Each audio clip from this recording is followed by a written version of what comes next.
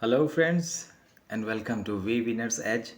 In this video we are going to talk about Indian writing in English in general and about its origin and a few major figures. As you may have seen in the first unit of NEP 2020 syllabus of prose and writing, that the very first unit is an introduction to Indian writing in English.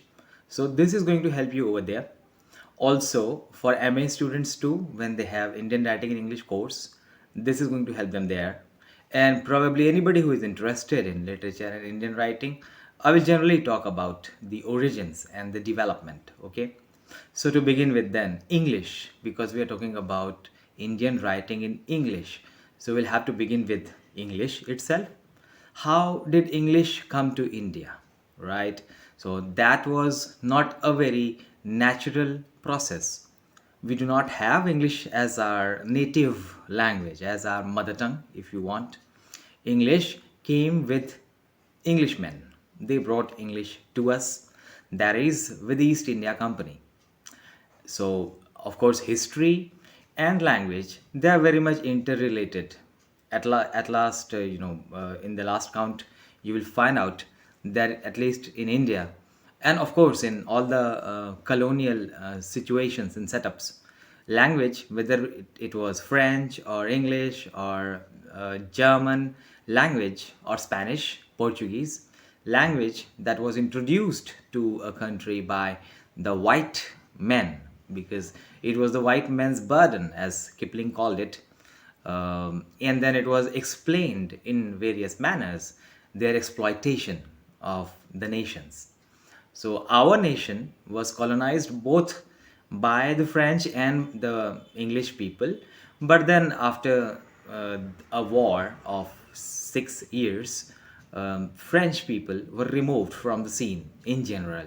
Portuguese people had a very minor presence, but the one power that reigned supreme over the seas again became the power that reigned supreme over the lands. And from 1757, that is Plassey, to 1857, that is the our first war of independence, if you want, or the historians then called it mutiny, ran the course of development of English language, in which there will be a milestone that we'll talk about, 1835 Macaulay. Okay, but let's begin in the beginning. So the Englishmen came to India, and the presidency towns of Madras, which has become Chennai now, Bombay, that is Mumbai today, and Calcutta, that is Kolkata today. So these presidency towns, cities, were their points of entry into India. They came for trade. Now, in order to do trade with Indian people of various origins and various linguistic preferences, they needed to find some kind of, via media, if you want. So, what they did was they found out people interested in finding employment under English people, and they trained them in their language, that is in English. Also, they learned Hindi, they learned Sanskrit, they learned Arabic. There were many people who were called the Orientalists back then. So these people, they loved the Orient and its culture and so on and so forth. But A, their number was not very large, and B, even they had hidden objectives behind their love. Not all of them, I'm not categorizing all of them, but I'm saying that many of them, they had some, economic, political, theological motive behind learning languages. For example, the missionary people, they learned Indian languages so they could translate the gospels into Indian languages, be it Hindi, be it Bengali, and whatever language that is, and then preach the gospel to the people and then convert them. So, because Christianity is a proselytizing religion, so the idea was that wedding of language with religion was to be done.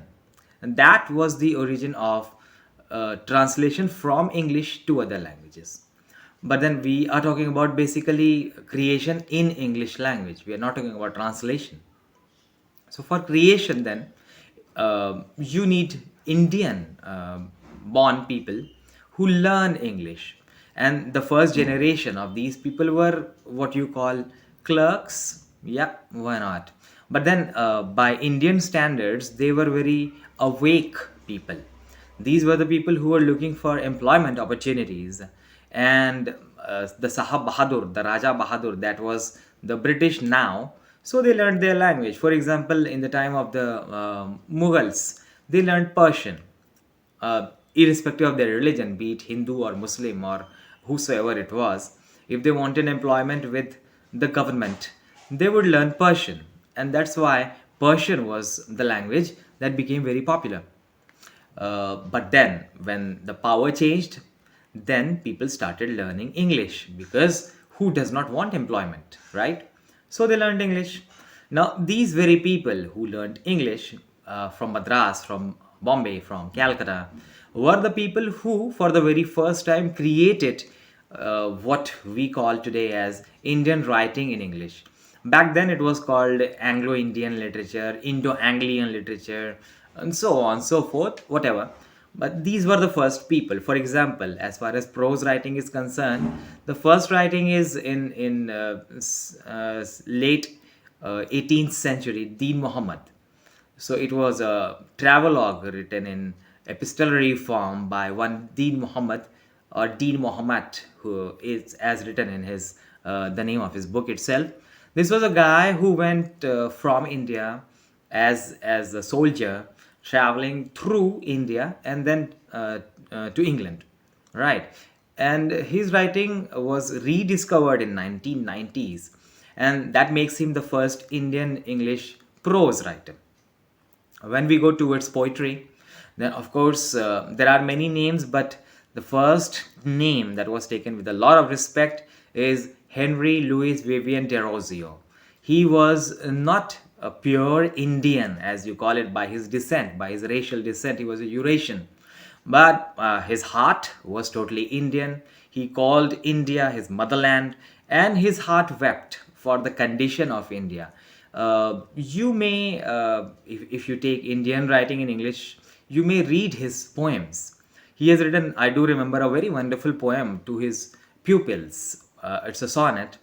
He has written a very beautiful poem on taking India as a harp, the symbol of harp, and asking about the past days of glory and wishing that he could sing of his mother, worried about the present condition of his mother. So, this was a Eurasian who is the first great Indian English poet. To search for the second great name in Indian English poetry, we'll have to pass through the Dutt family album. That is Govind Chandra Dutt and his brothers and his nephew. Together in, Govind Chandra Dutt, why I took the name. This Dutt family was actually Toru Dutt's family, okay?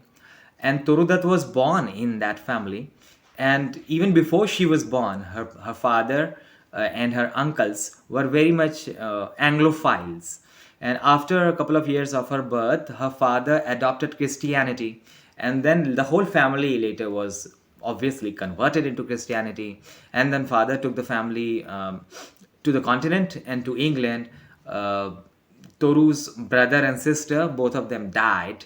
And then they returned, and then Toru also died very young. It's a story of a very Keats like story. Toru died very young.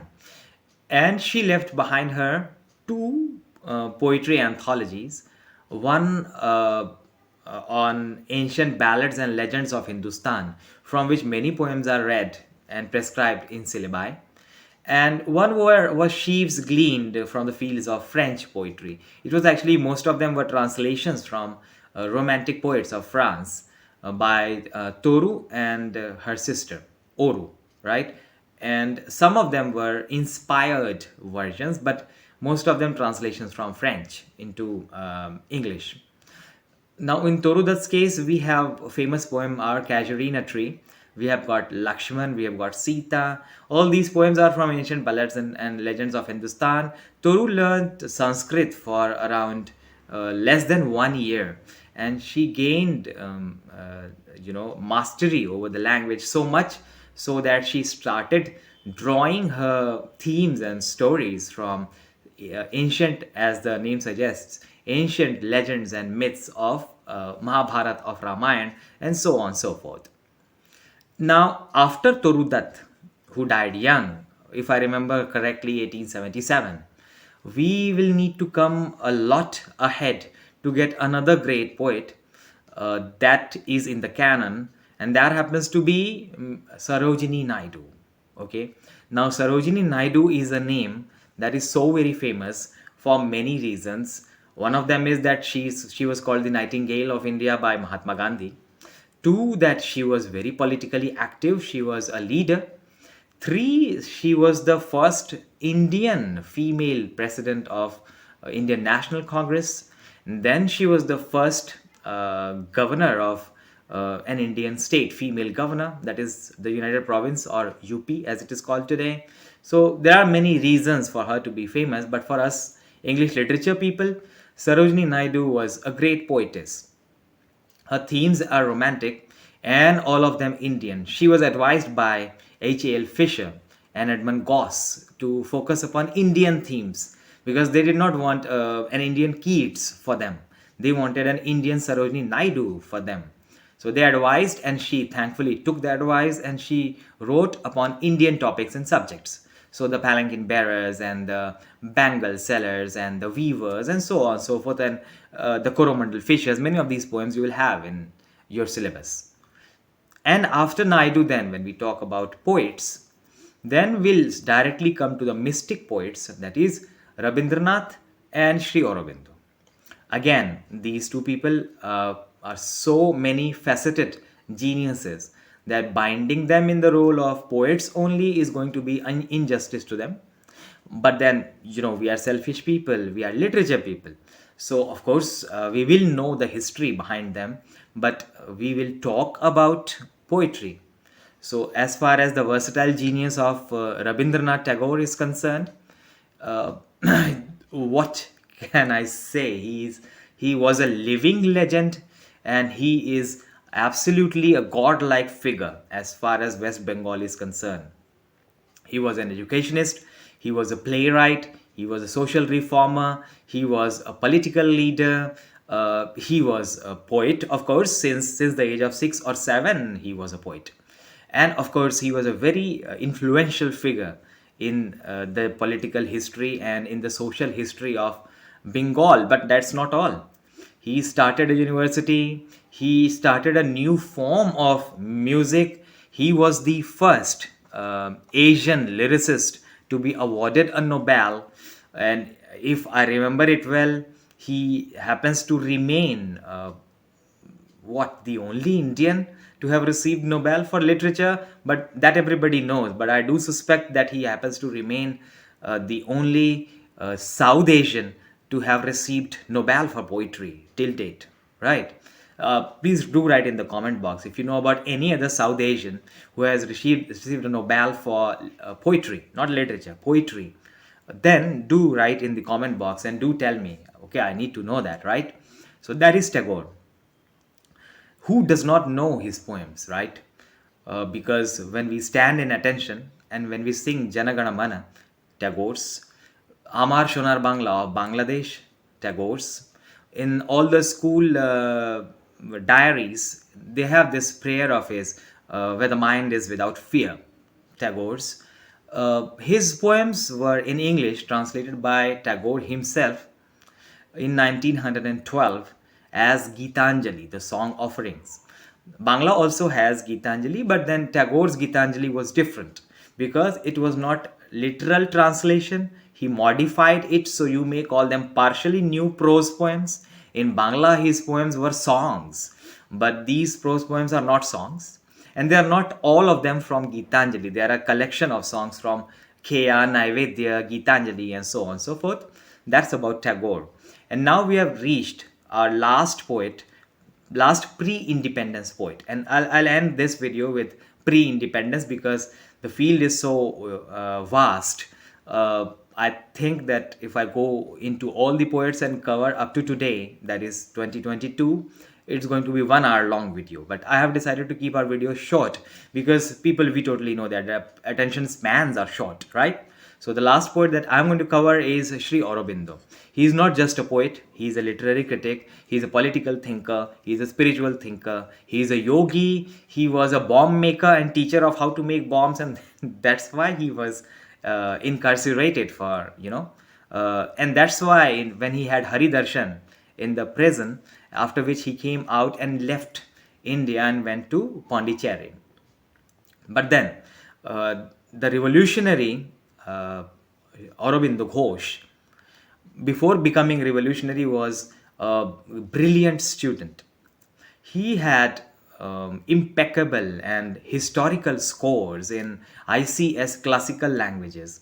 He was a master of classical languages, that is Greek and Latin, and of course of English, of Italian, of French. Yeah, who did not know French back then? Of Bangla, of course, of Sanskrit. And he was a genius. Of course, he was a genius. Long before he was Sri Aurobindo, he was a genius, all right. Then he came back to India, and then he got involved in politics, in violent politics. Then he had transformation of heart, spiritual transformation. Then he became a yogi, and the yogi Aurobindo at the same time was doing mystical poetry all the time. And Aurobindo has the credit of writing the first Indian English epic of full length, that is Savitri.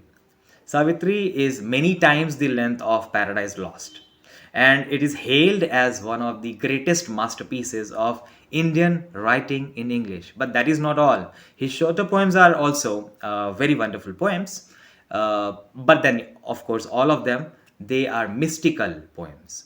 And then he has done very copious kind of socio-cultural criticism, and his book Future of Poetry is totally literary criticism.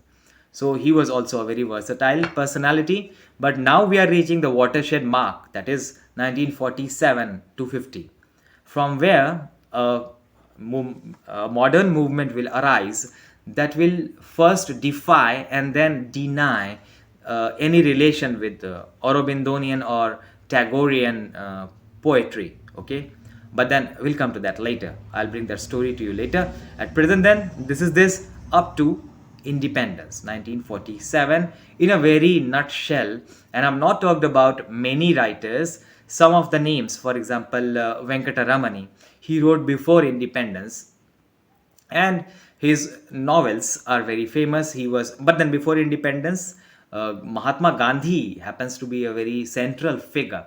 So whosoever wrote, especially Mulkraj Anand, Raja Rao, R.K. Narayan, the famous trio of fiction writing, whosoever wrote, and Venkatramani, whosoever wrote fiction before 1947 was writing totally under the influence of Gandhian philosophy. I have named you 4 of them, and all the 4 of them were very much influenced by Mahatma Gandhi. In fact, Anand's The Untouchable was written, under some kind of supervision of Mahatma Gandhi. He went to him and he showed him how he was working, what was the plan. He has used Mahatma Gandhi as a character in cameo appearance, of course, but Untouchable has Mahatma Gandhi in it. He appears on the station and gives a very important speech, right? Same happens with R.K. Narayan. In many of his novels, Mahatma Gandhi happens to be a very central character. And Raja Rao's Kanthapura, Mahatma Gandhi appears in a kind of mythical avatar. So you see, Gandhi happens to be a very important element in pre-independence Indian English fiction. Okay, not only Indian English fiction, but because we are talking about Indian English fiction, Indian writing in English, and in which we have talked about poetry, and now we are talking about fiction. So Gandhi ji happens to be a very important influence. And now we have come to prose, general prose. Prose was written for very utilitarian purposes. Therefore, all the great leaders, they used English as a tool to convey their ideas very clearly, very forcefully, and to the target audience, that is the English people themselves. So all the great leaders, they wrote wonderful prose. And you can read in K.R. Srinivasa Iyengar excerpts from great leaders like Dadabhai Nauroji, like Bal Gangadhar Tilak, Of course, everybody knows Mahatma Gandhi's name, Baba Sahib Ambedkar's name, Jawaharlal Nehru's name, and of course Subhash Chandra Bose's name, Bhagat Singh's name. All these people, they have written books in English, wonderful prose. But then, whosoever wrote with an audience, an English audience in their mind, because they wanted to communicate with their masters, if you want, they wanted to send them the message that we won't remain slaves anymore. They did use English language, and that was a tool. They were not using it for ornamental purposes. That was a tool to them, and they were I mean, there are records and reports that Nauroji was as competent in English as any other English person. I mean, that's an official kind of statement. So, they were competent people, very solid prose speakers and writers. And the discovery of India, my experiments with truth, autobiography of Subhash Chandra Bose, all of them are standing examples of what prose can do when it comes in the hands of a master whose eyes are not at using ornaments in prose, but as using prose to convey their message. Okay, so now I've covered the pre-independence Indian writing in English. I will go to the post-independence Indian writing in English in the next video. I hope that you like this video. So if you have liked this video, please click at the like button below. If you want to stay connected, if you want more such material, of course, do subscribe. There's a link in the description box below. You can subscribe. You can click at the subscription button here also, and you can subscribe to the video. And if you want to ask for a specific topic that you need, first of all, if you want to ask any question that you want to know about or any other thing, our mail ID is down there, winners.edge.english@gmail.com, or you can directly write in the comment box and I will definitely respond to it. I would love to know from you what you are thinking about it. Okay, so do write in the comment box, and I'll come to you with next video soon. Thank you so very much.